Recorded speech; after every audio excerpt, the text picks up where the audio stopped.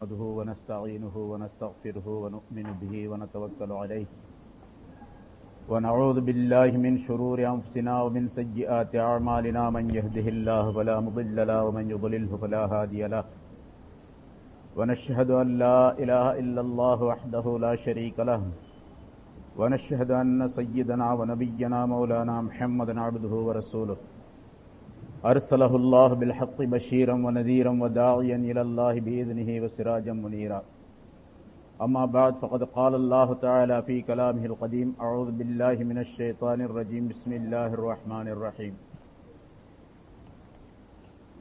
وما آتاكم الرسول فخذوه وما نهاكم عنه فانتهوا واتقوا الله إن الله شديد العقاب صدق الله العظيم மதிப்பிற்கும் மரியாதைக்கும் உரிய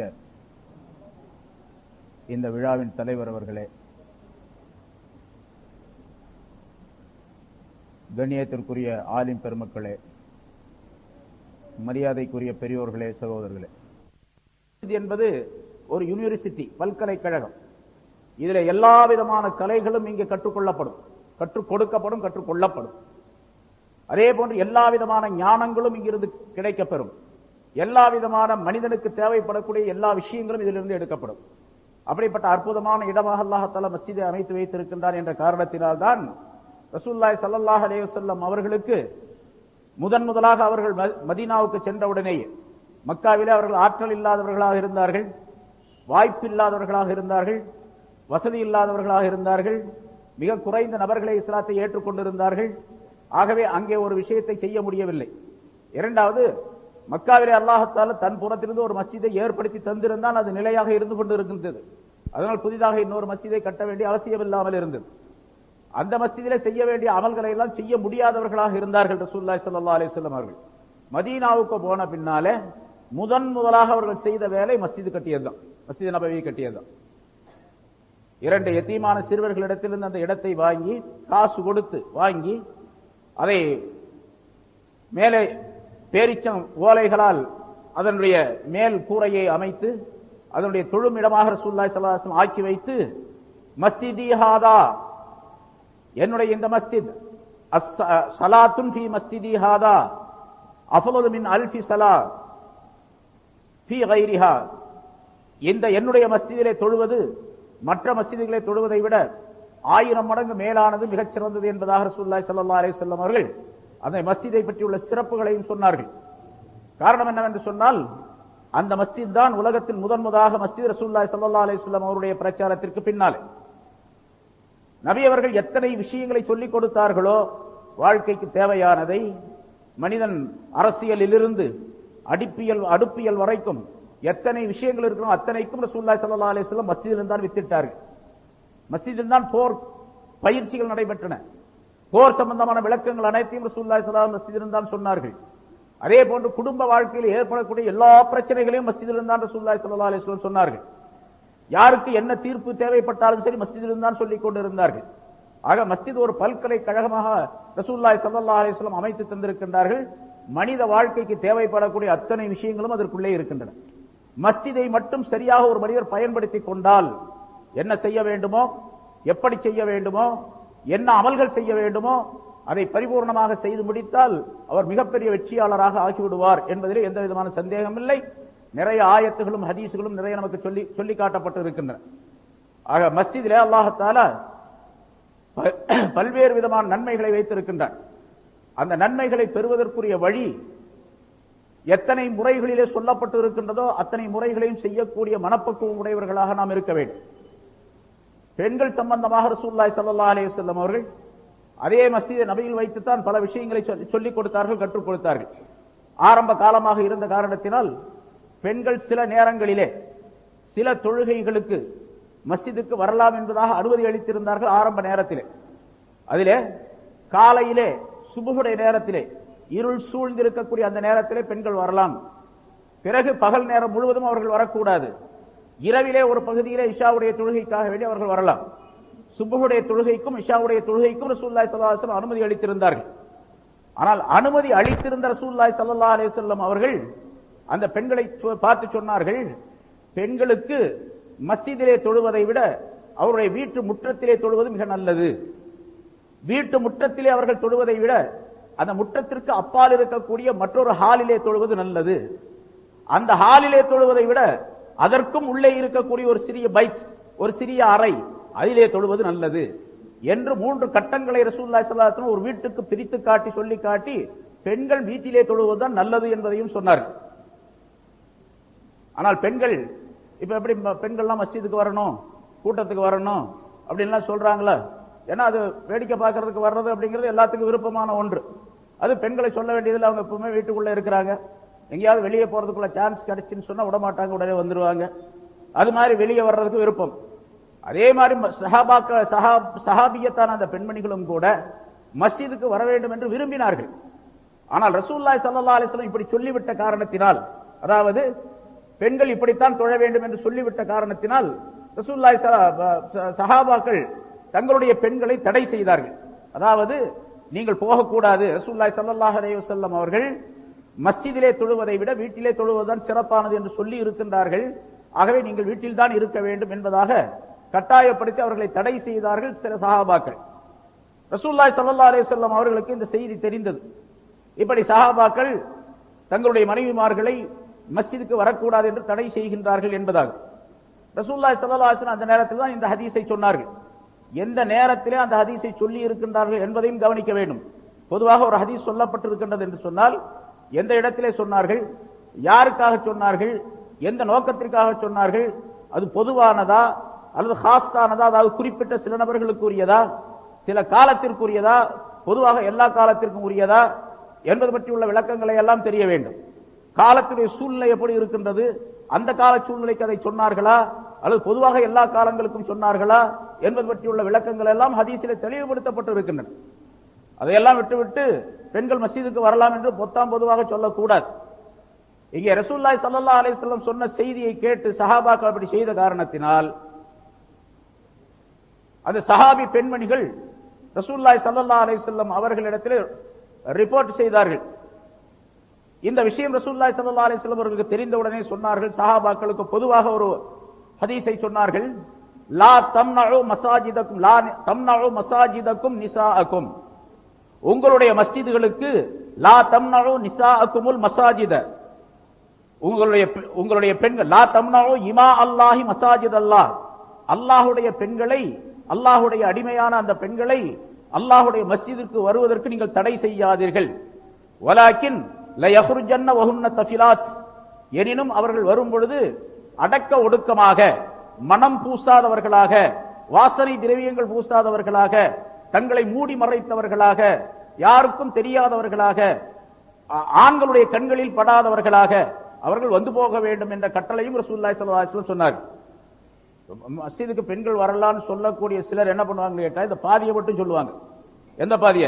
லா தம்னஉ இமா அல்லாஹ் மசாஜித் அல்லாஹ், ஸல்லல்லாஹு அலைஹி வஸல்லம் சொல்லி இருக்கின்றார்கள், அல்லாஹ்வுடைய மஸ்ஜித், அல்லாஹ்வுடைய அடிமை பெண்களை, அதாவது பெண்களை அல்லாஹ்வுடைய மஸ்ஜிதுக்கு வருவதற்கு தடை செய்யாதீர்கள் அப்படின்னு மட்டும் சொல்லுவாங்க. பின்னால என்ன சொல்றாங்க, லாக்கின் லயஹ்ருஜன்ன வஹுன்ன தஃபிலாத், அந்த பெண்கள் வரும்பொழுது இப்படி வர வேண்டும் என்று கட்டுப்பாட்டை ரசூலுல்லாஹி ஸல்லல்லாஹு அலைஹி வஸல்லம் இருக்கின்றார்கள், இப்படித்தான் வர வேண்டும் என்று. இந்த ஹதீஸுக்கு விளக்கம் எழுதக்கூடிய உலமாக்கள், முஃபஸ்ஸிரின், முஹத்திஸீன்கள் பல கருத்துக்களை சொல்லி காட்டுகிறார். பின்னால் அதை சொல்லுவோம். ஹஜ்ரத் இப்னு உமர், அப்துல்லாஹ் இப்னு உமர் ரலியல்லாஹு தஆலா அன்ஹு அவர்கள் சொன்னார்கள், ஸல்லல்லாஹு அலைஹி வஸல்லம் அவர்கள் சொன்னார்கள், லா தம்னஉ நிசாஅக்குமுல் மசாஜித், உங்களுடைய பெண்களை மஸ்ஜிதுக்கு வருவதற்கு தடை செய்யாதீர்கள். ஆனா புயூத்துஹுன்ன கைருல் லஹுன்ன, அவர்களுடைய வீடுகள் தான் அவர்களுக்கு மிகச் சிறந்தவை என்றும் சொன்னார்கள். ரசூலுல்லாஹி ஸல்லல்லாஹு அலைஹி வஸல்லம் அவர்கள் பெண்களுக்கு சிறந்தது என்று எதை சொன்னார்கள்? கைர் என்று சொன்னால் மிக உன்னதமானது, அதுதான் அவர்களுக்கு நல்லது. அந்த நல்லது வீட்டிலே இருக்கின்றது என்று ரசூலுல்லாஹி ஸல்லல்லாஹு அலைஹி வஸல்லம் சொன்னார்கள். ரசூலுல்லாஹி ஸல்லல்லாஹு அலைஹி வஸல்லம் காலம் எப்படிப்பட்ட காலம்? உலகத்திலேயே அப்படிப்பட்ட காலம் அதற்கு முன்னாலும் கிடையாது, பின்னாலும் கிடையாது, இனிமேல் கியாமத் நாள் வரைக்கும் வராது. இது தெளிவான விஷயம். ரசூலுல்லாஹி ஸல்லல்லாஹு அலைஹி வஸல்லம் அவர்கள் சொல்லுகின்றார்கள், கைருல் குரூனி கர்னி, காலங்களிலே மிக புனிதமானது என்னுடைய காலம் என்பதாக சொன்னார்கள். ஏன்னா அந்த காலத்திலே எந்த விதமான தீமையும் கிடையாது, எந்த விதமான பாகுபாடும் கிடையாது, எந்த விதமான தவறான கருத்துக்களும் கிடையாது.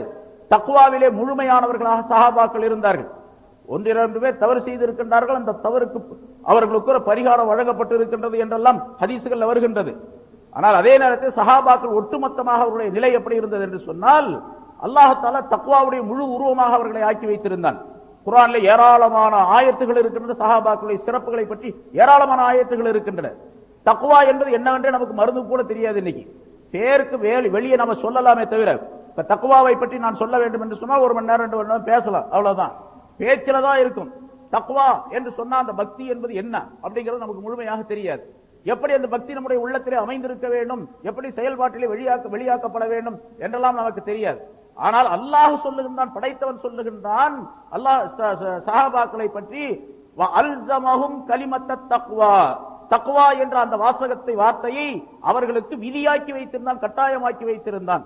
அல்ஸம என்பது லுசூம் என்ற வேர்ச்சொல்லில் இருந்து வந்தது. லுசூம் என்று சொன்னால் ஒரு பொருளுக்கு எது அவசியமாக இருக்க வேண்டுமோ அது. நெருப்புக்கு என்ன அவசியம்? நெருப்புக்கு என்ன அவசியம் சொல்லுங்க பாய்? சுடுவர். நெருப்புக்கு சூடு இருக்கணும். ஒரு இடத்துல சூடு இருந்துச்சுன்னு சொன்னா நெருப்பு இருக்குன்னு அர்த்தம். நெருப்புக்கு சூடு அவசியம். அதே போல ஒரு எந்த சர்க்கரைக்கு இனிப்பு அவசியம், என்ன பாகற்காய்க்கு கசப்பு அவசியம். ஒரு பாகற்காய் ஒன்று வாங்கிட்டு வர்றோம், அதுல கசப்பே இல்லை, இனிக்குது, அதுக்கு பேர் பாவக்காயே இல்ல. சர்க்கரை வாங்குறோம், அது கசக்குது, அதுக்கு பேர் சர்க்கரையே இல்ல, இல்லையா? சுடுதண்ணி கேட்கிறோம், சுடுநீர் கொண்டு வர வைக்கப்பட்டது, ஆனா ஜில்லுன்னு இருக்குது, இதுக்கு பேர் தான் சுடுநீர் அப்படின்னு அஜித் சொன்னார்னா நான் ஒத்துக்க முடியாது. அதை சுட்டாத்தான் சுடுநீர்னு பேர் இருக்கு, வெந்நீர்னு பேர் இருக்கு. அது மாதிரி லுசூம், எந்த பொருளுக்கு எது அவசியமோ அதுக்கு பேர் லுசூம் என்பதாக சொல்லப்படும். அந்த வார்த்தையை பயன்படுத்தி அல்லாஹ் தஆலா சொல்லுகின்றான், சஹாபாக்களுக்கு தக்வா என்பது லுசூம். எப்படி சர்க்கரைக்கு இனிப்பு அவசியமோ, இனிப்பு இருக்கின்றதோ அது போன்று, பாகற்காய்க்கு கசப்பு இருக்கின்றதோ அது போன்று, நெருப்புக்கு சூடு இருக்கின்றதோ அது போன்று சஹாபாக்களுக்கு தக்வா இருந்தது, லுசூம். அல்ஸமஹும் கலிமத்த தக்வா, தக்வா என்ற கலிமாயை அவர்களுக்கு அல்லாஹ் தஆலா கட்டாயப்படுத்தி வைத்திருந்தான்.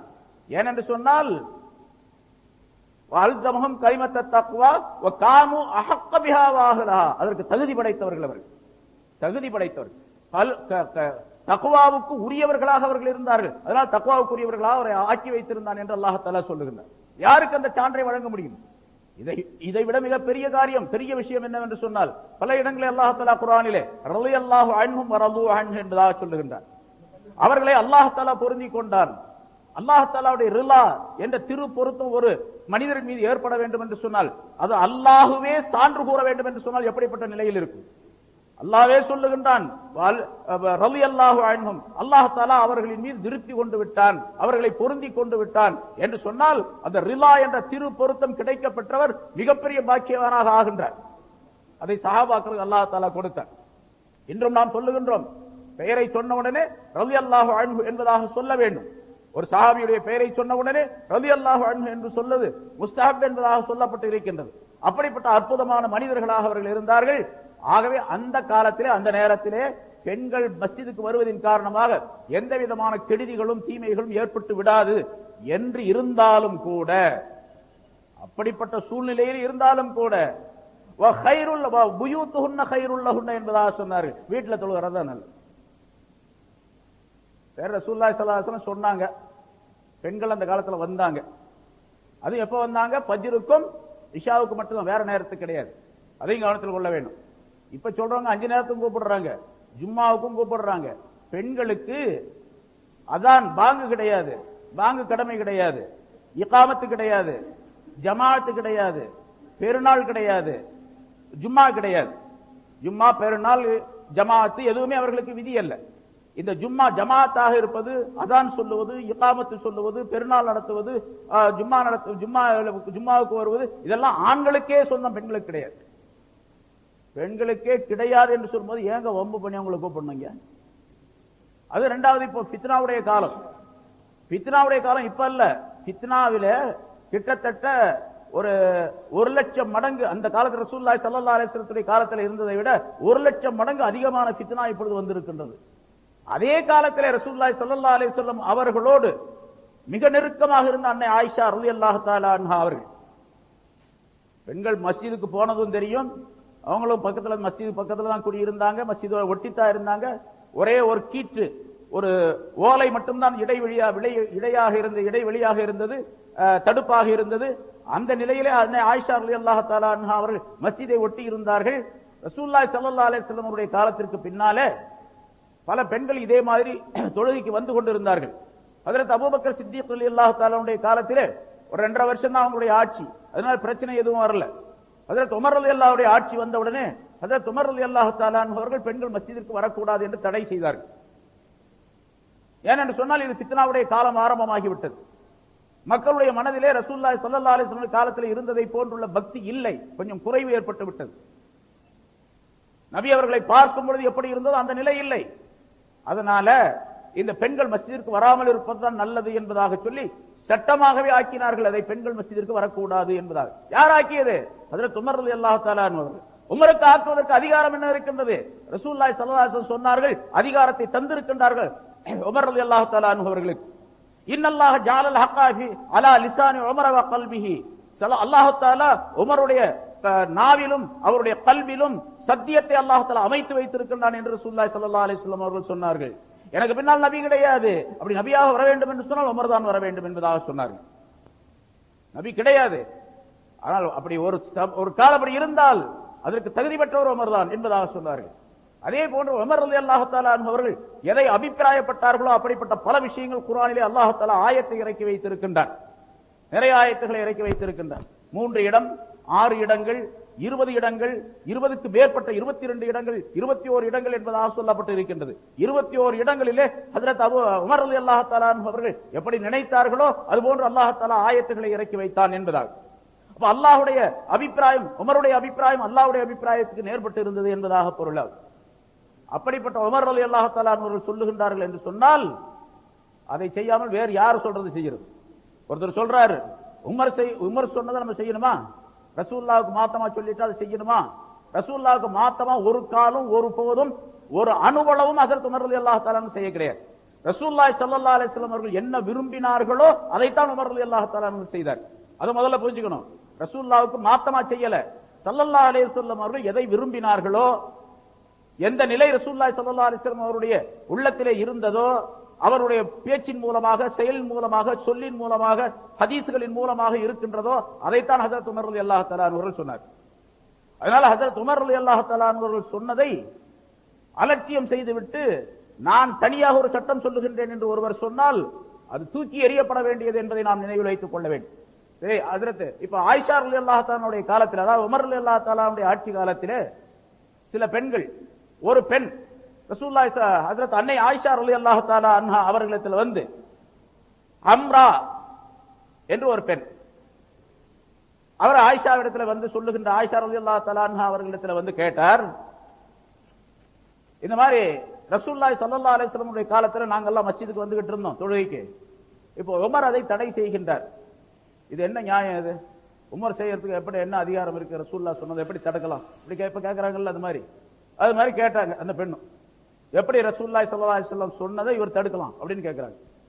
அன்னை ஆயிஷா ரலியல்லாஹு தஆலா அன்ஹா அந்த பெண்ணிடத்தில் சொல்லுகின்றார்கள், லவ் அத்ரக ரசூலுல்லாஹி ஸல்லல்லாஹு அலைஹி வஸல்லம் மா அஹதஸன் நிசா, இந்த காலத்திலே பெண்கள் எதையெல்லாம் புதுமையாக ஏற்படுத்தி கொண்டிருக்கின்றார்களோ, எதையெல்லாம் தங்களுடைய அபிப்பிராயப்படி, தங்களுடைய அறிவிப்படி உண்டாக்கி கொண்டிருக்கின்றார்களோ, அந்த விஷயம் ரசூலுல்லாஹி ஸல்லல்லாஹு அலைஹி வஸல்லம் அவர்களுக்கு தெரிந்திருந்தால், நபி அவர்கள் இருக்கும் பொழுது இப்ப பெண்கள் எப்படி இருக்கின்றார்களோ இந்த நிலை ரசூலுல்லாஹி ஸல்லல்லாஹு அலைஹி வஸல்லத்துக்கு அந்த நேரத்தில் தெரிந்திருந்தால், ல மனஅஹுன்னல் மஸ்ஜித, அவர்கள் மஸ்ஜிதுக்கு வருவதை நபி அவர்களே தடை செய்திருப்பார்கள். ரசூலுல்லாஹி ஸல்லல்லாஹு அலைஹி வஸல்லம் தடை செய்திருப்பார்கள். யார் சொல்றா? ஆயிஷா ரலியல்லாஹு தஆலா அன்ஹா. ஆயிஷா யார்? ஸல்லல்லாஹு அலைஹி வஸல்லம் மனைவி மட்டுமல்ல, ஸல்லல்லாஹு அலைஹி வஸல்லம் அவங்கள பத்தி சொல்றாங்க. குது நிஸ்ஃப தீனிக்கும் மின் ஹாதிஹில் ஹுமைரா, உங்களுடைய தீனிலே பாதி தீனை இந்த சிவந்த பெண்மணியிடத்திலிருந்து எடுத்துக் கொள்ளுங்கள் என்பதாக சொன்னார்கள். ஸல்லல்லாஹு அலைஹி வஸல்லம் அவர்கள் ஷஹாதத் சான்று வழங்கி இருக்கின்றார்கள் ஆயிஷாவுக்கு. அவர் சொல்வதை கேளுங்க அப்படின்னு சொல்லி இருக்கிறாங்க. பெண், அதாவது மார்க்கத்தினுடைய சட்டங்கள் ஆணுக்கு ஒரு பாதி, பெண்ணுக்கு இன்னொரு பாதி, பெண்ணுக்கு இன்னொரு பாதி, 2 பாதிகளாக ஆக்கப்பட்டிருக்கின்றன, 2 நிஸ்புகளாக 2 அறைகளாக ஆக்கப்பட்டிருக்கின்றன. ஒரு அறை பகுதி அது பெண்களுக்குரிய சட்டங்கள், ஆண்களுக்குரிய சட்டங்களும் பல இருக்கின்றன அதுல. ஆனால் பெண்களுக்குரிய சட்டங்கள் தெரிய வேண்டும் என்று சொன்னால் ஆயிஷாவிடத்தில் கேட்டுக் கொள்ளுங்கள் என்பதாக அதனுடைய பொருள். அதுக்கு அர்த்தம், அந்த ஹதீஸுக்கு அர்த்தம். அப்ப ஆயிஷா ரலியல்லாஹு தஆலா அன்ஹா சொல்லுகின்றார்கள், ஸல்லல்லாஹு அலைஹி வஸல்லம் அவர்களுக்கு இப்பொழுதுள்ள பெண்களுடைய நிலை இருந்திருந்தால் தடுத்திருப்பாங்க, மஸ்ஜிதுக்கு வருவதை தடுத்திருப்பார்கள். எப்படி தடுத்திருப்பார்கள்? கமா முனிஅத் நிசாஉ பனி இஸ்ராயீல், பனி இஸ்ராயீலுடைய பெண்கள் தடுக்கப்பட்டதை போன்று. பனி இஸ்ரவேலர்கள் ஒரு கூட்டம் இருந்தாங்களே இல்லையா, மூசா அலைஹிஸ்ஸலாத்துடைய காலத்திலிருந்து வந்தாங்க, யாக்கூப் அலைஹிஸ்ஸலாத்துடைய காலத்திலிருந்து வந்தாங்க.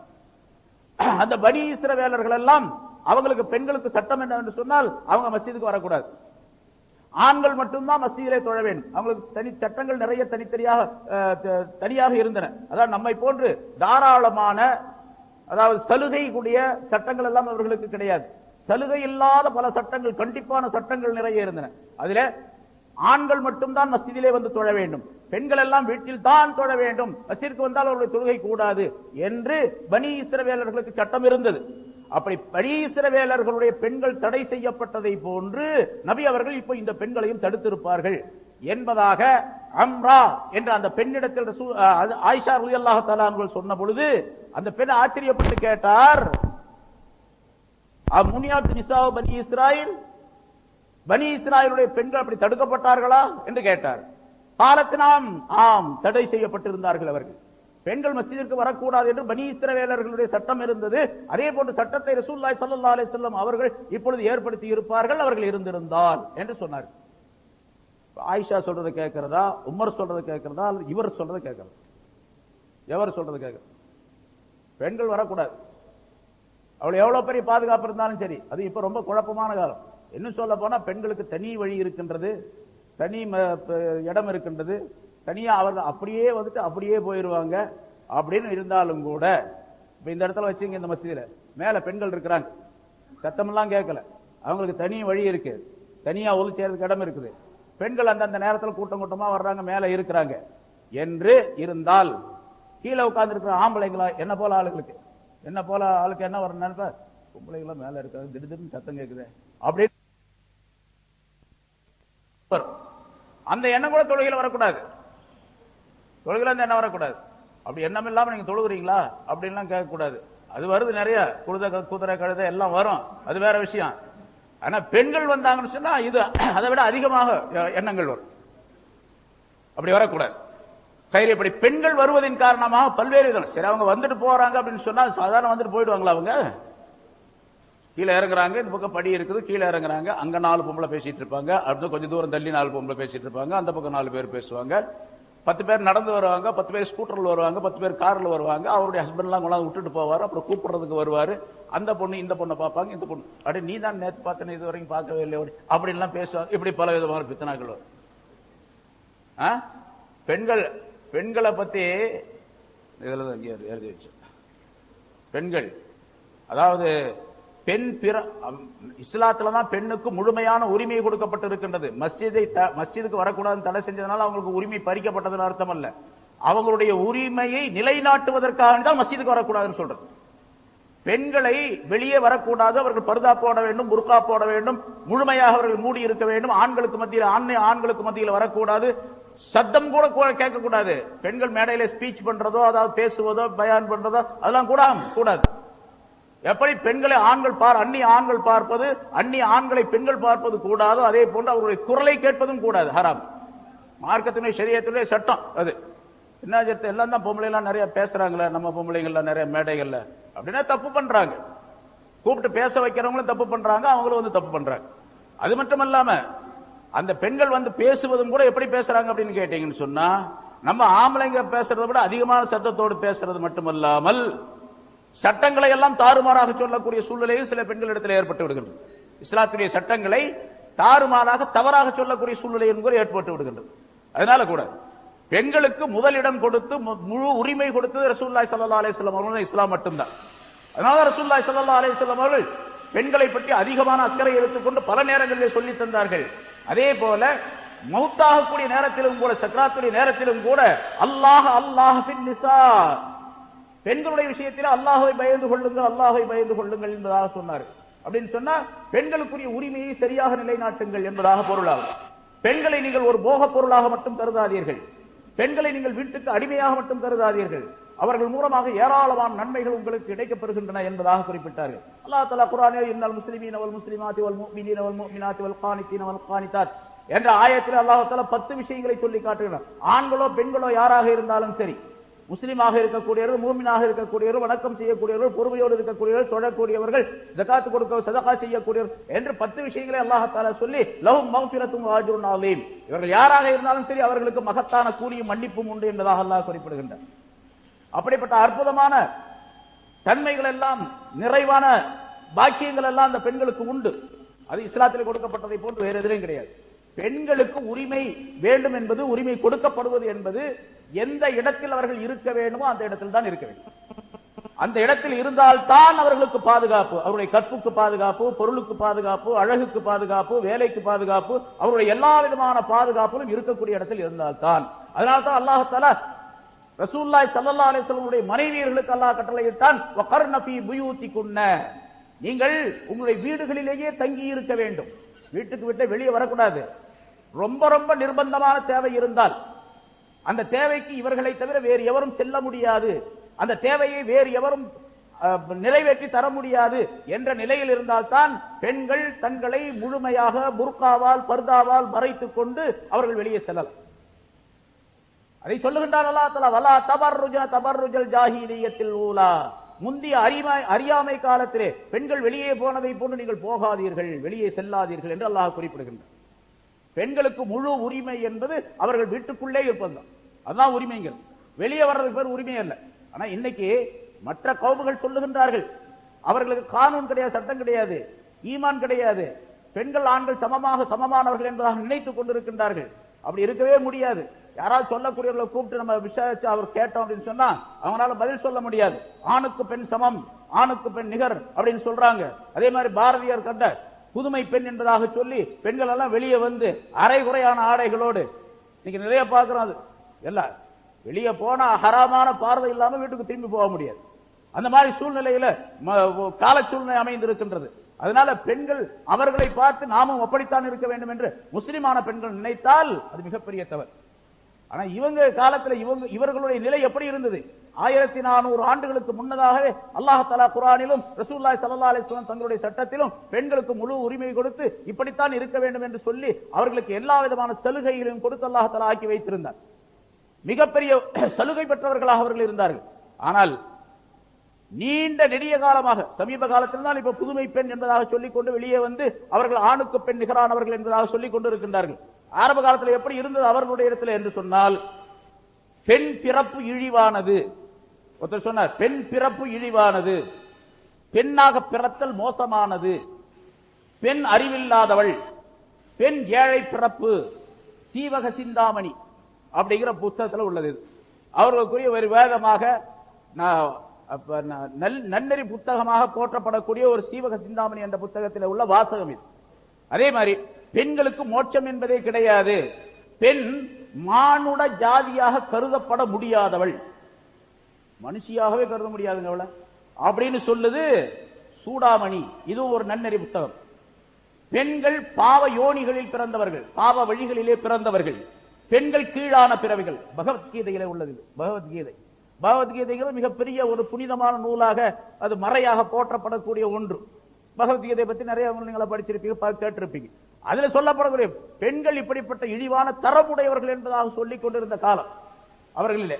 அதனாலதான் பெண்கள் அப்படி இழிவான பிறவியாக இருக்கின்ற காரணத்தால் ஒரு பெண் ஒரு ஆணுக்கு மனைவியாக ஆக்கப்பட்ட பின்னால் அந்த பெண் வேறொருவனுக்கு மனைவியாக ஆக்கப்படக்கூடாது.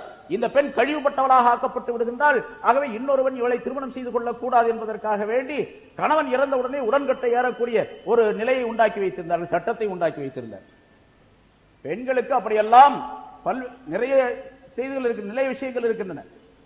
அது பெண்களுக்கு எந்த விதமான உரிமையும் கிடையாது. சமீபத்தில் தான் பெண்களுக்கு சொத்திலே உரிமை உண்டு என்பதாக சொல்லப்பட்டது.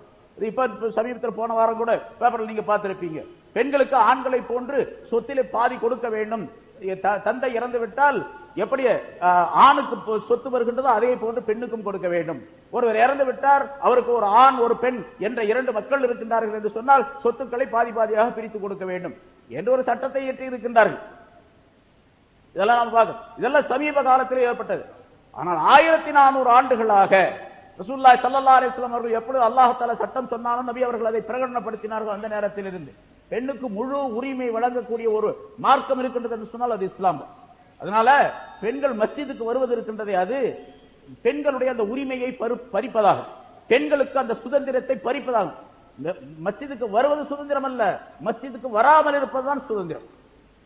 எப்படி கடைத்தவுக்கு போகக்கூடாது என்று சொல்லுகின்றோமோ அதே போல மஸ்ஜிதுக்கு வரக்கூடாது. அவங்களுக்கு தேவையே இல்லை, ஜமாத் இல்ல, அதான் இல்ல, இகாமத் இல்ல, பேசாம நேரம் வந்தா தொழுதுக வேண்டியதுதானே. ரொம்ப எளிதான வழி இருக்கக்கூடிய நேரத்தில் சிரமப்பட்டு அந்த பெண்களை சிரமப்படுத்தி இங்க வந்துதான் ஆகணும் அப்படின்னு கட்டாயப்படுத்தினால் அதுல எவ்வளவு பெரிய விபரீதங்கள் இருக்கின்றது என்பதை நாம் கவனிக்க வேண்டும். இமாம் நவவி ரஹ்மத்துல்லாஹி அலைஹி அவர்கள் இந்த ஹதீஸ்களை எல்லாம் ஆய்வு செய்து ஸல்லல்லாஹு அலைஹி வஸல்லம் அவர்கள் ஸலாத்துல் மர்அதி ஃபீ பைத்திஹா அஃலலு மின் ஸலாத்திஹா ஃபீ ஹுஜ்ரத்திஹா வ ஸலாத்துஹா ஃபீ மிக்தாஹிஹா அஃலலு மின் ஸலாத்திஹா ஃபீ பைத்திஹா என்ற இந்த ஆயத்துல முன்னால நான் சொன்ன மாதிரி ஒரு வீட்ல 3 ஸ்டெப்ஸ், முன்பகுதி, அடுத்த நடுப்பகுதி, அடுத்து உள்ளே இருக்கக்கூடிய ஒரு அறை, அந்த அறையிலே தொழுவதுதான் சிறந்தது முன்னால தொழுவதை விட. ஏன்னா வீட்டுக்குள்ள திடீர்னு யாராவது வரக்கூடும், அந்நிய ஆண்கள் எட்டி பார்க்கக்கூடும், அதனால உள்ளே தொழுது விட்டால் எந்த விதமான பிரச்சனையும் இல்லை என்று ரசூலுல்லாஹி ஸல்லல்லாஹு அலைஹி வஸல்லம் சொல்லுகின்றார்கள். இந்த ஹதீஸ்களுக்கெல்லாம் விளக்கம் சொல்லக்கூடிய இமாம் நவவி ரஹ்மத்துல்லாஹி அலைஹி ஸல்லல்லாஹு அலைஹி வஸல்லம் சொல்லுகின்றார்கள்.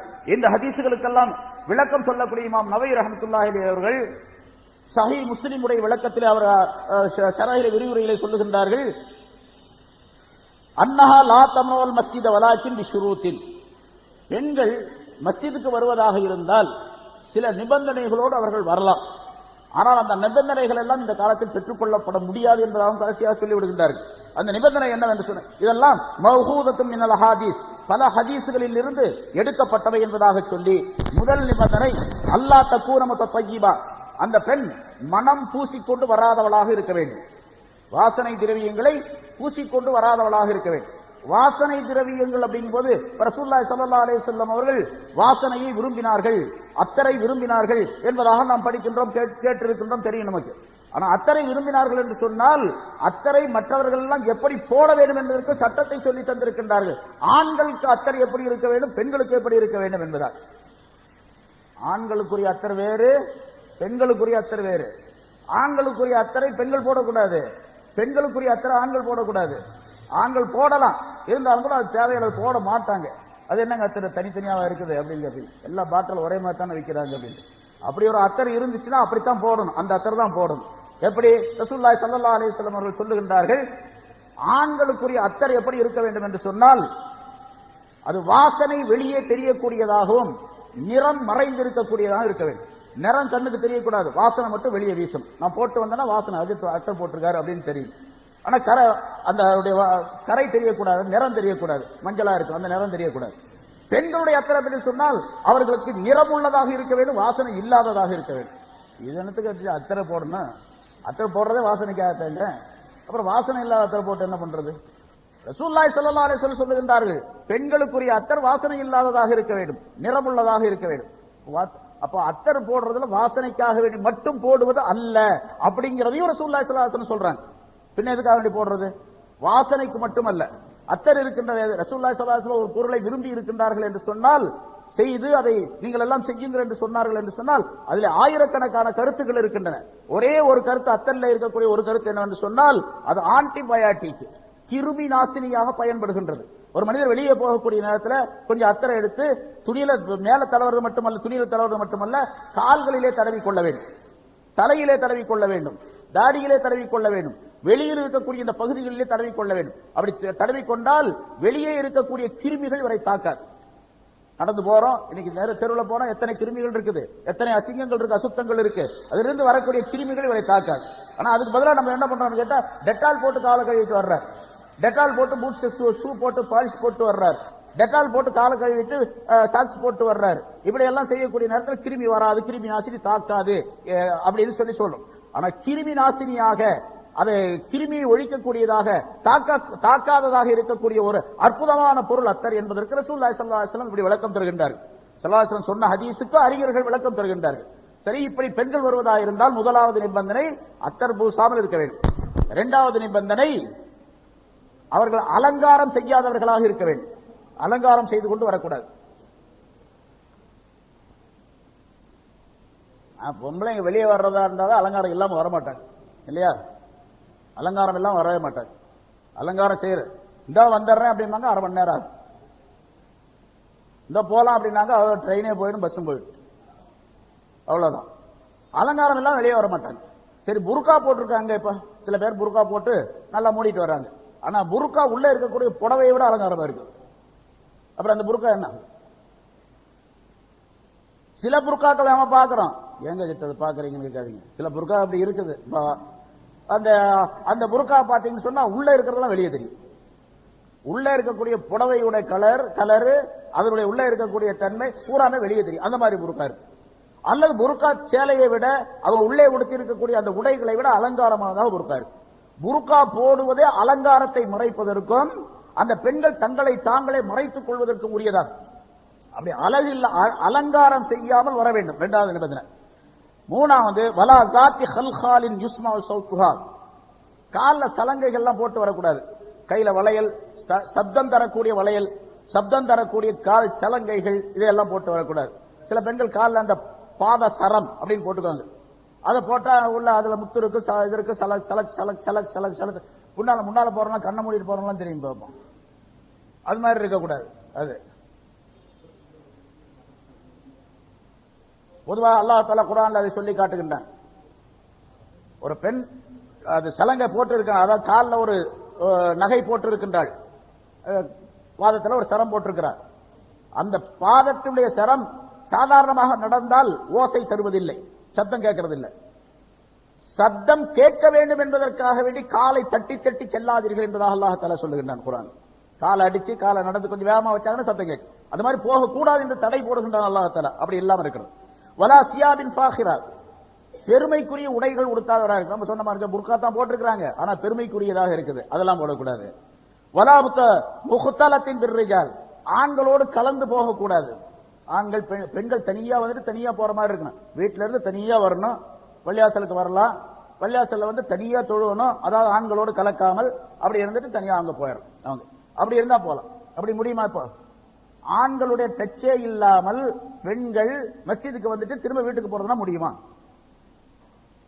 ஆனா இதெல்லாம் அடுத்து சொல்லிடுறது. வலா ஷாபத்தின், அப்படி வரக்கூடிய பெண் வாலிப பெண்ணாக இருக்கக்கூடாது. கிழவியா இருந்தா ஓகே. வாலிபம், நாங்க ஏங்க போறோம், எங்களுக்கு என்னங்க வேலை அப்படின்னு தான் சொல்லுவாங்க. போறவங்க எல்லாம் அவங்களா தான் இருப்பாங்க. வாலிப பெண்கள் தான் போக விரும்புவாங்களே தவிர கிழவிகள்லாம் போக விரும்ப மாட்டாங்க. நான் இவங்க சொல்றாங்க, ஷரஹ் இமாம் நவவி ரஹ்மத்துல்லாஹி அவர்கள் சொல்லுகின்றார்கள், வலா ஷாப்பா, அந்த பெண் வாலிப பெண்ணாக இருக்கக்கூடாது.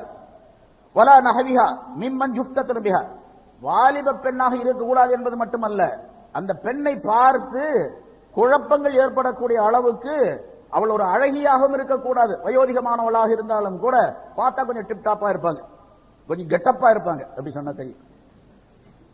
பார்த்த உடனே வயசாகி போச்சு, இந்த பொண்ணுக்கு வயசாகி போச்சு, 40-50 இருக்கும், இருந்தாலும் தளன்னு இருக்கிறார் அப்படின்னு சொல்றாங்கல்ல, உண்டு தளன்னு இருக்கிறான், அதான் கெட்டப்பா இருக்கிறான். அந்த கெட்டப் இருக்கக்கூடாது. வயசானவங்களா இருந்தாலும் கெட்டப் இல்லாம இருக்கக்கூடிய சூழ்நிலை இருக்கு.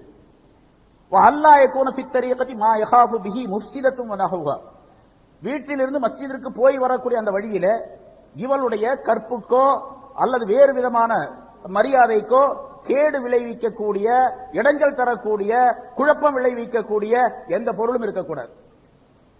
இது 8 ஷர்த்துங்க. இந்த 8 ஷர்த்துகளும் இருந்து 8 நிபந்தனைகள் சொன்னது. 8 நிபந்தனைகள். 8 நிபந்தனைகள் மட்டும் பத்தாது. அந்த பெண்ணோடு வீட்டிலிருந்து மஸ்ஜிதிற்கு வரக்கூடிய, கொண்டு வரக்கூடிய, கூட்டி அழைத்து வரக்கூடியதற்கு மகரமான ஒரு ஆண் இருக்க வேண்டும். அவளோடு கணவன் இருக்க வேண்டும், தந்தை இருக்க வேண்டும், சகோதரர் இருக்க வேண்டும், அல்லது வேறு யாராவது மகரமான ஆண்கள் இருக்க வேண்டும். திருமணம் செய்வதற்கு ஹராமான ஆண் அவளோடு வர வேண்டும். அப்படி ஒரு மனிதன், ஒரு மகரமான ஆண் இருந்து இந்த 8 நிபந்தனைகளும் இருந்தால் அவள் மஸ்ஜிதுக்கு வரலாம், ஃபஜ்ருக்கும் இஷாவுக்கும். முடியுமா இது? இப்ப சரி, இமாம் நவவி ரஹ்மத்துல்லாஹி அவர்கள் சொல்லுகின்றார்கள், இந்த 8 நிபந்தனைகளும் இருக்கின்றன, ஆனா மகரமான ஆண் இல்ல, அவளும் வருவது ஹராம் என்பதாக சொல்லுகின்றார்கள். எதுக்கு சொல்றோம்? பெண் உரிமை. பெண்ணுக்கு உரிமை எது என்று சொன்னால் பேசாம வீட்டில் தொழுதுட்டு போறோம். அங்கேயே தொழுவது இல்லை, அப்புறம் இங்கே வந்து தொழுவ போறாங்க. வீட்டிலே தொழுவது இல்லைங்க. வீட்டில் தொழுகிறது இல்லைங்கிறதுனால தாங்க நான் மஸ்ஜிதுக்கு வர்றோம் அப்படிங்கிறாங்க சில பேர். மஸ்ஜிதுக்கு வந்தா தொழுகிறோம். ஏன்னா எங்களுக்கு ஒரு இன்ட்ரெஸ்டா இருக்குது, அது வர்றது கொஞ்சம் டேஸ்டா இருக்குது, இன்ட்ரெஸ்டா இருக்குது அப்படின்னு சொல்றவங்க எல்லாம் உண்டு. என்ன அதாவது வேடிக்கை பார்த்துட்டு வர்றது, கூட்டத்தோட வர்றது, கூட்டமா இங்க வருது, 4 பேரோட பேசுறது, அது டேஸ்டா இருக்குது, அவங்களுக்கு இன்ட்ரெஸ்டா இருக்குது அப்படின்னு அர்த்தம். இங்க வந்தா தொழுகிறோம், வீட்டுல இருந்தா தொழுகிறது இல்ல. இங்க வந்தா எங்களுக்கு தொழுகக்கூடிய ஆர்வம் வருது, அங்க வர்றது இல்ல, அதனால நாங்க வர்றோம் அப்படின்னு சொன்னா அதெல்லாம் ஒத்துக்கொள்ளப்பட மாட்டார். மார்க்கத்தில் அதற்கு அதிகாரம் கிடையாது, அதுக்கு அனுமதி கிடையாது. ஆக பெண்கள் மஸ்ஜிதிற்கு வருவது கூடாது என்பதை ஹஜ்ரத் உமர் ரலியல்லாஹு தஆலா அவர்கள் சட்டமாக ஆக்கி வைத்தார்கள். உமருடைய சட்டத்தை ஏற்றுத்தான் ஆக வேண்டுமே தவிர அதை தள்ளுபடி செய்யக்கூடாது. அப்படி யாராவது தள்ளுபடி செய்தால் அவர் தவறான மார்க்கத்தில் இருக்கின்றார், தவறான வழியில் இருக்கின்றார், தவறான கொள்கையில் இருக்கின்றார் என்பதாக பொருள். ஒரு உதாரணம், இடையில உமர் ரலியல்லாஹு தஆலா சொன்னதை ஏத்துக்கிட்டு தான் ஆகணும் அப்படிங்கிறதுக்கு ஒரு உதாரணம். இமாம் ஷாஃபி ரஹ்மத்துல்லாஹி அலைஹி அவர்கள் மக்காவில மக்களுக்கு மத்தியில தர்ஸ் நடத்தி கொண்டிருந்தார்கள், பாடம் நடத்தி கொண்டிருந்தார்கள். பாடம் முடிஞ்ச உடனே அங்க இருக்கக்கூடிய ஆயிரக்கணக்கான பேர் உட்கார்ந்து இருந்தாங்க. அவங்கள பார்த்து சொன்னாங்க, உங்களுக்கு யாருக்காவது சந்தேகம் இருந்தா கேளுங்க, நான் பதில் சொல்லுகின்றேன். குர்ஆனில் இருந்தும் சுன்னத்தில் இருந்தும் பதில் சொல்லுகின்றேன், குர்ஆன் இருந்து ஹதீஸ்ல இருந்து பதில் சொல்லுகின்றேன் சொன்னாங்க.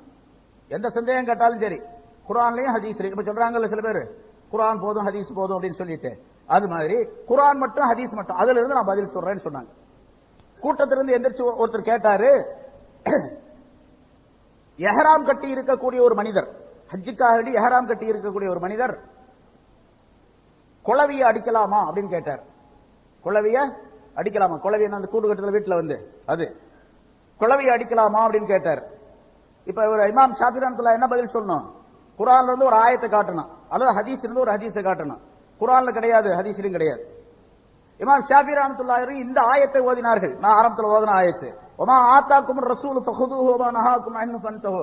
நம்முடைய ரசூல் ஸல்லல்லாஹு அலைஹி வஸல்லம் அவர்கள் எதை உங்களுக்கு கொண்டு வந்து கொடுத்தாரோ அதை இறுக பற்றி பிடித்துக் கொள்ளுங்கள், எதை விட்டு உங்களை தடை செய்திருக்கின்றாரோ அதை முழுமையாக நீங்கள் விட்டு விடுங்கள் என்பதாக இந்த ஆயத்தை ஹஜ்ரத் இமாம் ஷாஃபி ரஹ்மத்துல்லாஹி அவர்கள் வாசித்து விட்டு, அதாவது என்ன சொல்றான்ல, ரசூலுல்லாஹி ஸல்லல்லாஹு அலைஹி வஸல்லம் அவர்கள் சொன்னதை எல்லாம் கேளுங்க, நபி அவர்கள் எதை வேண்டாம்னு சொல்லியிருக்காங்களோ அதை விட்டுடுங்க அப்படின்னு சொல்றான். இப்ப ரசூலுல்லாஹி ஸல்லல்லாஹு அலைஹி வஸல்லம் சொன்னாங்க, லா அத்ரி மா பகாஇ ஃபீக்கும், எனக்கு பின்னால நான் எவ்வளவு காலம் இந்த உலகத்தில் வாழ்ந்திருப்பேன் என்று எனக்கு தெரியாது.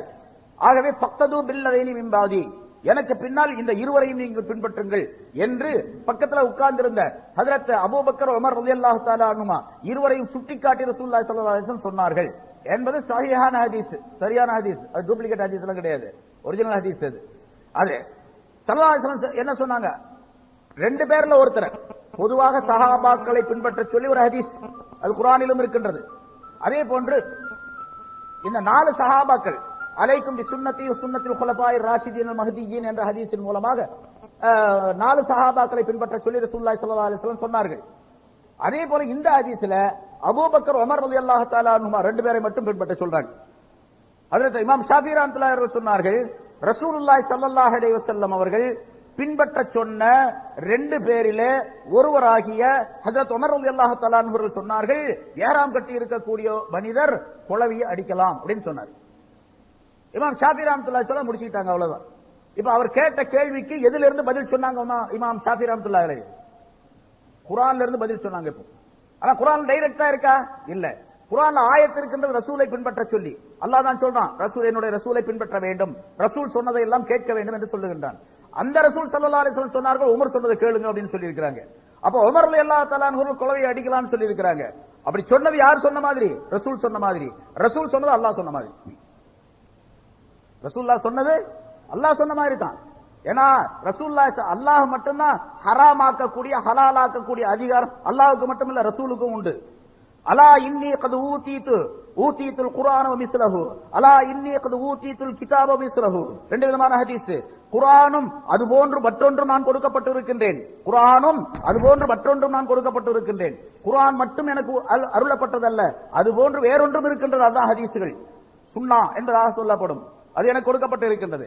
அலா லா யஹில்லு லக்கும் அல் அஹ்லுல் ஹிமாரி அல் ஹிமாருல் அஹ்லியு, அறிந்து கொள்ளுங்கள், இந்த நாட்டு கழுதை இருக்கின்றது, வண்ணாற்ற டோபிட்டு இருக்கிற கழுதை, அந்த கழுதை உங்களுக்கு ஹலால் ஆகாது, அதை நான் ஹராமாக்குகின்றேன், இன்னி ஹர்ரம் துலக்கும், உங்களுக்கு ஹராமாக்கி வைக்கின்றேன் அப்படிங்கிறாங்க.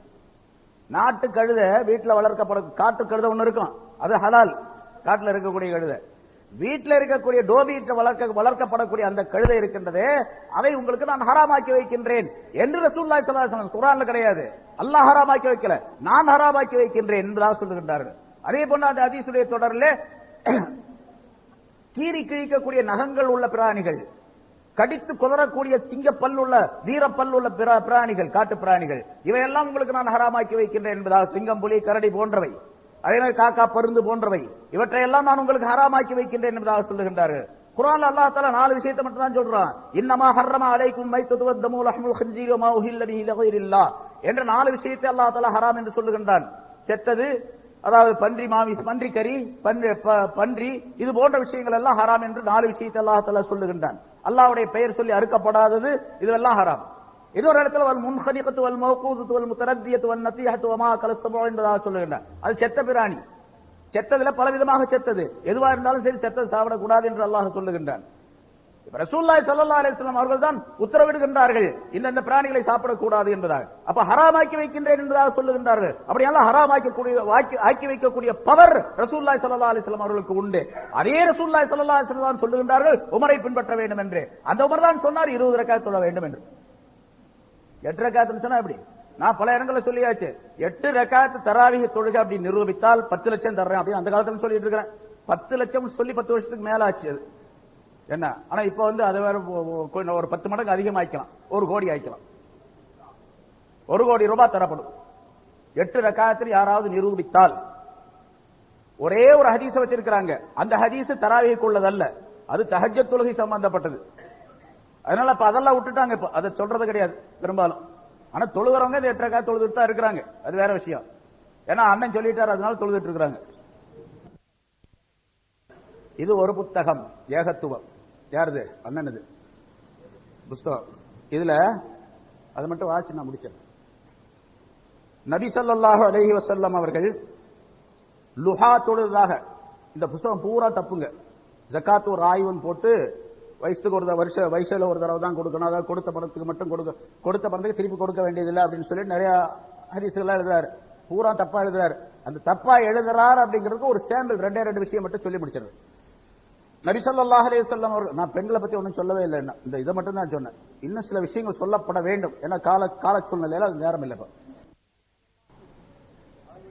நபி ஸல்லல்லாஹு அலைஹி வஸல்லம் அவர்கள் லுஹா தொழுததாக, நல்லா கவனிங்க, லுஹா தொழுததாக ஏராளமான ஆதாரபூர்வமான ஹதீஸ்கள் இருந்தும், ஏராளமான ஆதாரபூர்வமான ஹதீஸ்கள் இருந்தும் ஆயிஷா ரலியல்லாஹு தஆலா அன்ஹா அவர்கள் நபி ஸல்லல்லாஹு அலைஹி வஸல்லம் அவர்கள் லுஹா தொழுததே இல்லை என்று மறுத்துள்ளார்கள்.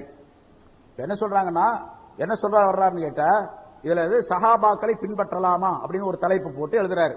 இப்ப ஆயிஷா நிறைய ஹதீஸ்கள் லுஹா தொழுகணும்னு இருக்குது, இருந்தாலும் ஆயிஷா மறுத்து இருக்கிறாங்க. அப்ப ஆயிஷா தப்பா சொல்றாங்க. ஆயிஷா சரியான, அதாவது ரசூலுல்லாஹி ஸல்லல்லாஹு அலைஹி வஸல்லம் ஹதீஸ்களை சரியா விளங்கல அப்படிங்கறதும் ஆயிஷா மேல ஒரு குற்றச்சாட்டையும் சொல்லுகின்றார். ஆயிஷா மறுத்துள்ளார்கள் அப்படின்னு சொல்லிட்டு இல்லையா. இந்த ஹதீஸ் எப்படி இருக்குன்னு கேட்டா, மாராய்த்து பூரா இந்த ஹதீஸ் நம்பர்லாம் கொடுத்திருக்காரு பாபா அண்ணன். 1128 புகாரி, அதே மாதிரி 1177 புகாரி. 2 ஹதீஸும் பார்த்தாச்சு. 2 ஹதீஸ் எப்படி இருக்குன்னு கேட்டா, மா ரஅய்து ரசூலல்லாஹி ஸல்லல்லாஹு அலைஹி வஸல்லம் சப்பஹ சுப்ஹத்துல் லுஹா வ இன்னி லவ் ஸப்பிஹுஹா. அவர் எழுதுனத முதல்ல கவனிச்சிருப்பீங்க, என்னன்னு வாசகம் சொல்லிட்டேன், நல்லா வச்சு ஞாபகம் வச்சுங்க. ரெண்டாவது இப்ப இந்த ஹதீஸ் அவர் சொன்ன அந்த நம்பர்ல உள்ள ஹதீஸ். ரசூலுல்லாஹி ஸல்லல்லாஹு அலைஹி வஸல்லம் அவர்கள் லுஹா தொழுததை நான் பார்க்கவில்லை. மா ரஅய்து, நான் பார்க்கவில்லை. லுஹா தொழுததை நான் பார்க்கவில்லை. ஆனால் வ இன்னி லவ் ஸப்பிஹுஹா, நான் அந்த தொழுகையை தொழுகின்றேன். யார் சொல்றா? ஆயிஷா நாயகி சொல்றாங்க. இவர் இங்க நான் அந்த தொழுகையை தொழுகின்றேன் அப்படிங்கறத கட் பண்ணிட்டாருங்க. ஏன்னா அதை சொன்னா இவருடைய வாசத்துக்கு ஆபத்து வந்துடும். அதனால ஒரு ஹதீஸ்ல இப்படி மோசடி செய்யலாமா? ஹதீஸ திருடலாமா? ஹதீஸ கட் பண்ணலாமா? பூராத்தையும் சொல்லணும். ரெண்டாவது முதல் வாசகமே என்ன கேட்டா, ஆயிஷா அவர்கள் நபி அவர்கள் தொழுததே இல்லை என்று மறுத்துள்ளார்கள். அப்படி வாசகமே கிடையாது. மாராய், இது எவ்வளவு பெரிய குற்றம், சாதாரணமான குற்றம் அல்ல. ஸல்லல்லாஹு அலைஹி வஸல்லம் அவர்கள் சொன்ன ஒரு ஹதீஸ், மன் கதப அலைய முத்தஅம்மிதன், வேண்டுமென்றே என் மீது ஒருவர் பொய் சொன்னால் அவர் தங்குமிடம் நரகம் என்று ரசூலுல்லாஹி ஸல்லல்லாஹு அலைஹி வஸல்லம் சொன்னாங்க. இது என்னங்க பெருசு, குர்ஆன்லயே கை வச்சு குர்ஆன்லயே இல்லைங்கிறாரு. குர்ஆனே அப்படி நிறைய எழுதியிருக்காரு தப்பு, ஏராளம் பூரா தப்பு, ஆயத்துகள் பூராத்துக்கு தப்பா இருந்தாங்க. தன்னுடைய மனம் எப்படி விரும்புகிறதோ அப்படி எல்லாம் அர்த்தம் செஞ்சிருக்கார். ரசூலுல்லாஹ் ஸல்லல்லாஹு அலைஹி வஸல்லம் தெளிவாக சொன்னார்கள், மன் கால ஃபில் குர்ஆனி பிராயிஹி ஃபல்யதபவ்வ மக்அதஹு மினன் நார். எவரொருவர் தன்னுடைய சுய அபிப்பிராயப்படி அறிவுப்படி ஒருவர் குர்ஆனுக்கு விளக்கம் சொன்னால் அவர் தங்குமிடம் நரகம் என்பதாக சொன்னார்கள். மன் கால ஃபில் குர்ஆனி பிராயிஹி ஃபஅஸாப ஃபகத் அக்தா என்பதாக சொன்னார்கள். எவரொருவர் தன்னுடைய சுய அறிவுப்படி சுய அபிப்பிராயப்படி குர்ஆனுக்கு விளக்கம் சொல்லி அது சரியாக இருந்தாலும் கூட தப்பு தான். தன்னுடைய அறிவுப்படி சொல்லி சரியா இருக்கிறதெல்லாம் கூடாது. முன்னோர்கள் ரசூலுல்லாஹ் சொல்லி இருக்கிறாங்களா, சஹாபாக்கள் சொல்லி இருக்கிறார்களா, முஃபஸ்ஸிரீன்கள் யாராவது சொல்லி இருக்கிறார்களா என்று கவனிக்க வேண்டும். அப்படி கவனித்தா அர்த்தம். எந்த தப்சீர் நீங்க பார்த்தாலும் சரி, அதற்கு ஒரு ஹவாலா, ஒரு மேற்கோள் காட்டி இருப்பாங்க. இது இன்னதிலிருந்து எடுக்கப்பட்டது, இன்னதிலிருந்து எடுக்கப்பட்டது, இன்னதிலிருந்து எடுக்கப்பட்டது. இவர் எழுதுற அர்த்தத்துக்கு எதிலிருந்து எடுக்கப்பட்டது என்பதெல்லாம் கிடையாது. கசருடைய தொழுகை ஒரு ரக்காத்துன்னு எழுதுறார். கசருடைய தொழுகை ஒரே ஒரு ரக்காத். கசர் தொழுகை இங்கிருந்து குறிப்பிட்ட தூரத்திற்கு பயணம் சென்றால் பயணம் செல்லக்கூடிய அந்த மனிதர் லொஹ்ரு, அஸ்ரு, இஷா ஆகிய 4 ரக்காத்துடைய தொழுகைகளை 2 ரக்காத்தாக சுருக்கி தொழுது கொள்ளலாம். அதற்கு பேர் கஸ்ர் என்பதாக சொல்லப்படும். கஸ்ருடைய தொழுகை 2 ரக்காத்து அப்படின்னு இதுவரைக்கும் 1400 வருஷங்களாக சொல்லப்பட்டு கொண்டு வருகின்றன. கஸ்ருடைய தொழுகை 2ஆ பிரிச்சு அச்சமுள்ள நேரம், அச்சம் இல்லாத நேரம், பயமுள்ள நேரம், பயம் இல்லாத நேரம் என்பதாக ஆக்கி பயமுள்ள நேரத்தில் 1 ரக்காத்து தொழணும், பயம் இல்லாத நேரத்தில் 2 ரக்காத்து தொழணும் அப்படின்னு சொல்றாரு. உலகத்தில் கோடிக்கணக்கான மக்கள் போயிட்டு வர்றாங்க, மக்காவுக்கு போயிட்டு வர்றாங்க, தவாப் செய்யறாங்க. தவாப் செஞ்சு முடிச்ச உடனே 2 ரக்காத் வாஜிபான தொழுகையை நிறைவேற்றாங்க. மகாம் இப்ராஹிமுக்கு நேரா நின்று அல்லாஹ் தஆலா வத்தக்ரி மின் மகாம் இப்ராஹிம் முஸல்லா என்ற ஆயத்தை இறக்கி வைத்ததன் காரணமாக இவர் சொல்றாரு, அங்க இருக்கக்கூடிய அந்த இது மகாம் இப்ராஹிம் அல்ல அப்படின்றாரு. அடிச்சு சொல்றாரு மகாம் இப்ராஹிம் அல்ல அப்படின்னு. என்ன செய்யலாம் அவரை? என்ன வேணாலும் செய்யலாம். சரி, இப்ப இங்க நீங்க என்ன சொல்றாங்க, மாராயித் ரசூலுல்லாஹி ஸல்லல்லாஹு அலைஹி வஸல்லம் ஸல்லல்லாஹு அலைஹி வஸல்லம் அவர்கள் லுஹா தொழுதை நான் பார்க்கவில்லை என்று சொன்ன இந்த வாசகம், பாய் வந்த பள்ளியாசல் அசருக்கு பாத்தீங்களாங்க அப்படின்னு கேட்கிறாரு ஒருத்தர். நான் பார்க்கல அவரை அப்படி வச்சுங்க, நான் பார்க்கல அப்படின்னு சொல்றேன். நான் பார்க்கலன்னா அவர் வரலன்னு அர்த்தமா? அவர் வந்தார், நான் பார்க்கல. அங்க இன்னொரு ஹதீஸ்ல அதே ஆயிஷா ரலியல்லாஹு தஆலா அன்ஹா அவர்கள் சொல்லுகின்றார்கள், ரசூலுல்லாஹி ஸல்லல்லாஹு அலைஹி வஸல்லம் அவர்கள், அதாவது ஒருத்தர் கேட்கிறாரு ஸல்லல்லாஹு அலைஹி வஸல்லம் லுஹா தொழுதாங்களா அப்படின்னு. இல்லை, நேரத்தில் மட்டும்தான் லுஹா தொழுவார்கள், மற்ற நேரத்தில் தொழுதது நான் பார்க்கல அப்படிங்கிறாங்க.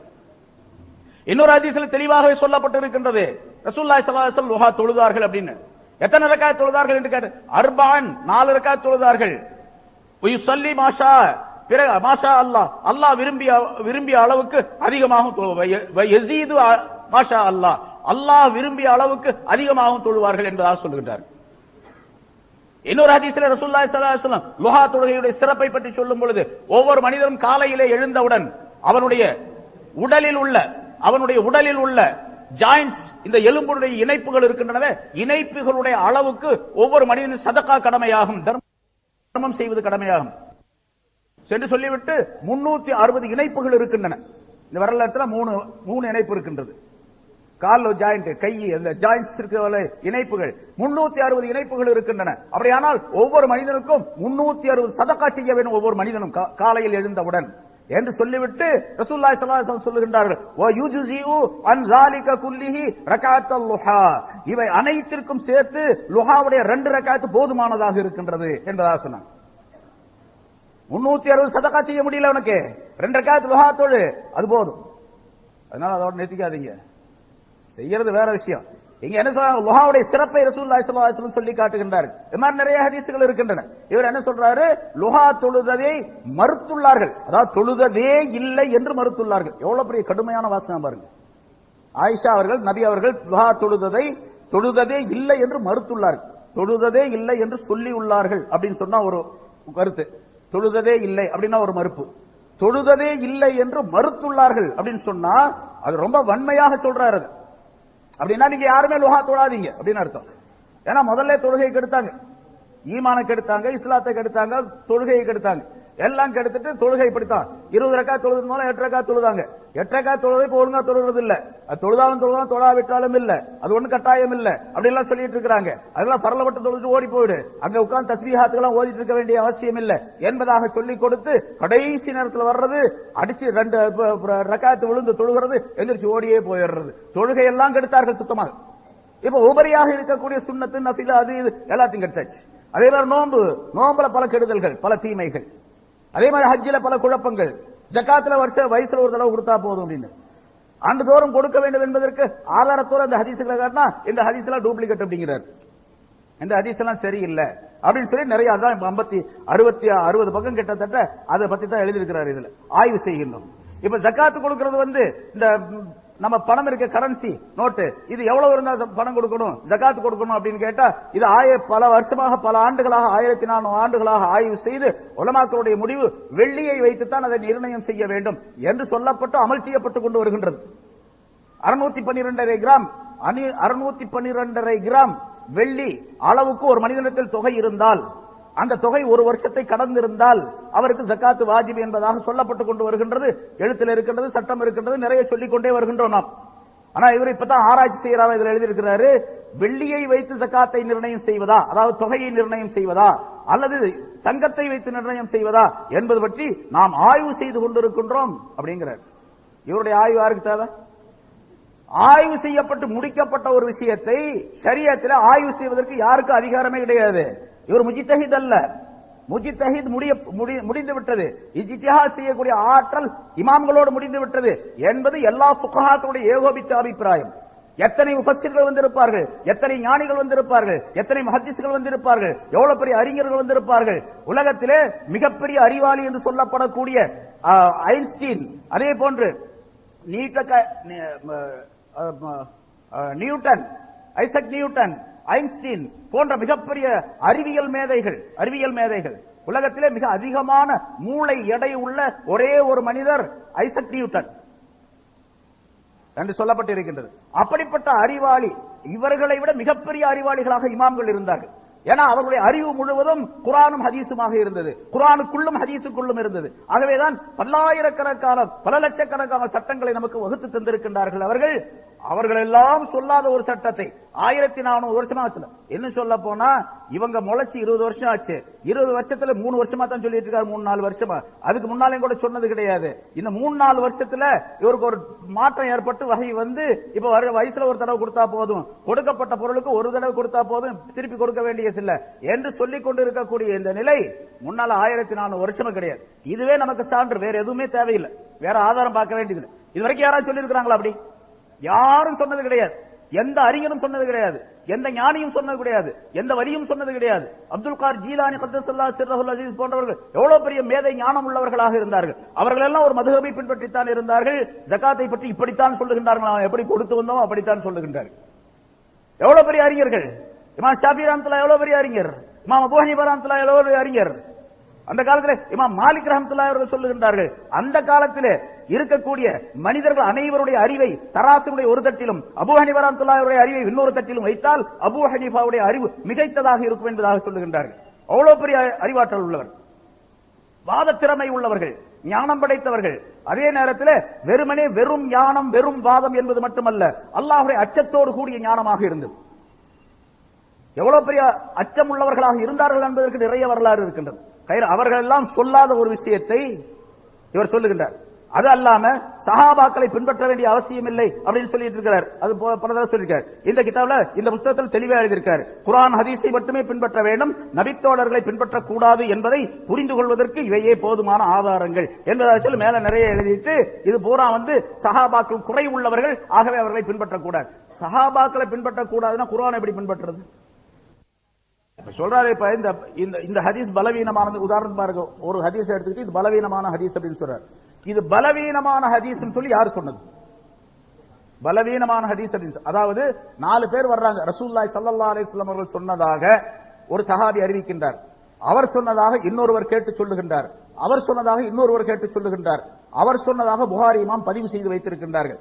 புகாரி இமாமுக்கும் ரசூலுல்லாஹி ஸல்லல்லாஹு அலைஹி வஸல்லம் அவர்களுக்கு இடையில 4 பேர் வர்றாங்க. இந்த 4 பேர்ல யாராவது ஒருவர் பலவீனமானவர், அதாவது கொஞ்சம் பொய் சொல்லி இருப்பார், ஏதாவது தவறுகள் செய்திருப்பார் என்று சொன்னால் அது பலவீனமான ஹதீஸ் என்று பேரு. இந்த அவர் பொய் சொல்லி இருக்கக்கூடியவர், தவறு செய்திருக்கக்கூடியவர் என்பதை யார் சொல்றது? இவர் எதிலிருந்து எடுத்து சொல்றாரு அப்படின்னு கேட்டா, இந்த பொய் சொன்னாரா, அது சரியான மனிதரா, அவருடைய வாழ்க்கை சரியாக இருந்ததா என்று எல்லா அறிவிப்பாளர்களையும் ஆய்வு செய்து கிதாபுகள் தொகுத்து வைத்திருக்கின்றார்கள். ஏராளமான வால்யூம்கள் இருக்கின்றன, பலவிதப்பட்ட பல தரப்பட்ட வால்யூம்கள் கிதாபுகள் இருக்கின்றன. அவற்றிலிருந்து இன்ன கிதாபிலிருந்து இவர் பலவீனமானவர் என்று சொல்லப்பட்டிருக்கு அப்படின்னு எழுதுறாரு. இதுல இருக்கு இன்ன கிதாபுல இந்த சஹாபி அல்லது இந்த ராவி இந்த அறிவிப்பாளர் பலவீனமானவர் என்று சொல்லப்பட்டிருக்கு. எந்த கிதாபுல எப்படி எழுதப்பட்டு இருக்கின்றதோ அந்த கிதாபு எழுதியவர் யாரோ அவரை இவர் எப்படி நம்புறாரு? அவர் பலவீனமானவர் சொல்றது இவர் எப்படி நம்புறாரு? முதல்ல சஹாபாக்களே நம்பாதவர் சஹாபாக்களுக்கு அடுத்த காலத்தில் உள்ளவர் எப்படி நம்புறாரு? அவர் மீது நம்பிக்கை கொண்டு அவர் சொன்னது சரியில்லை அப்படின்னு சொல்லிட்டு இந்த மனிதரை பற்றி பொய் சொல்லி இருக்கின்றார் என்று சொன்னால் இவர் பொய் சொல்லி இருக்கிறார். முதல்ல அதை என்ன பண்ணுது? ஏராளமான குழப்பங்கள் இருக்குது. அதனால நீங்க நம்ம என்ன பண்ணோம், தெளிவாக மார்க்கம் என்ன சொல்லுகின்றதோ, உலமாக்கள் என்ன சொல்லுகின்றார்களோ, ஷரியத்துடைய சட்டம் எப்படி சொல்லி காட்டப்பட்டிருக்கின்றதோ அந்த முறைப்படிக்கு நம்முடைய வாழ்க்கையை அமைத்துக் கொள்ள வேண்டும். அதற்குரிய நல்ல தன்மைகளை பண்புகளை நம் அனைவருக்கும் அல்லாஹ் தஆலா தந்தருள்வானாக என்று கேட்டு முடிக்கிறேன். வாஹிர் தாவானா அல்ஹம்துலில்லாஹி ரப்பில் ஆலமீன். அஸ்ஸலாமு அலைக்கும் வரஹ்மத்துல்லாஹி வபரகாத்துஹு.